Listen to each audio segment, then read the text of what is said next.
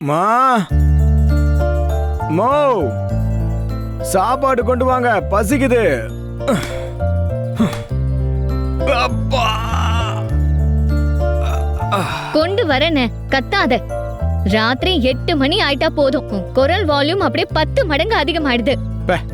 ரொம்ப பேசாத போ. ரொம்ப ஓவரா பேசி பசிச்சா பசிக்குதுன்னு சொல்லுவாங்க.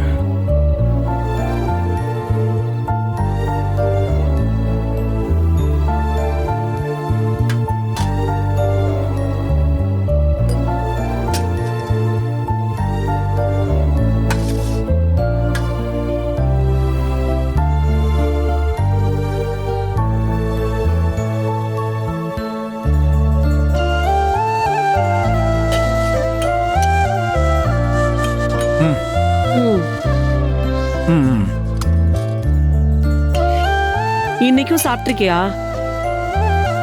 பகல் முழுக்க நல்ல வேலை பாக்குற, ராத்திரி ஆனா எதுக்கடா இப்படி ஒரு காரியத்தை பண்ணிட்டு இருக்க?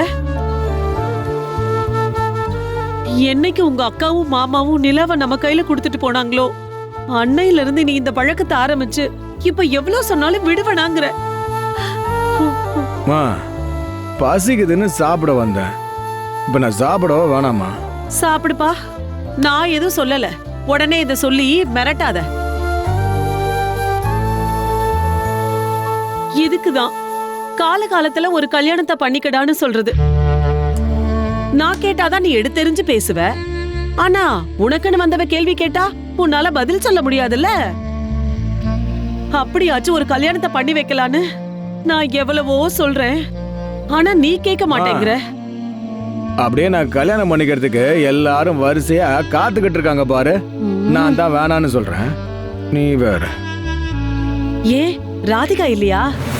மா நீ என்னம்மா பேசுற?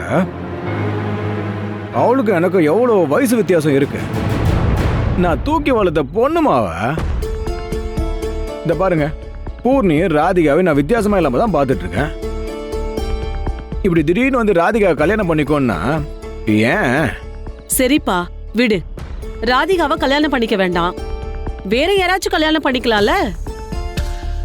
வேற யார் என்ன கல்யாணம் பண்ணிக்கிறேன்னு சொல்றாங்க?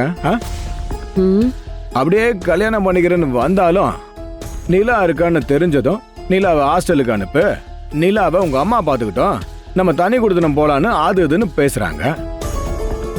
நான் தான் எப்பவும் சொல்லிட்டேனம்மா, நிலாவை யார் ஏத்துக்கிறாங்களோ அவங்கள நான் கல்யாணம் பண்ணிக்கிறேன். அப்படியும் இல்லையா எனக்கு கல்யாணமே வேணாம்.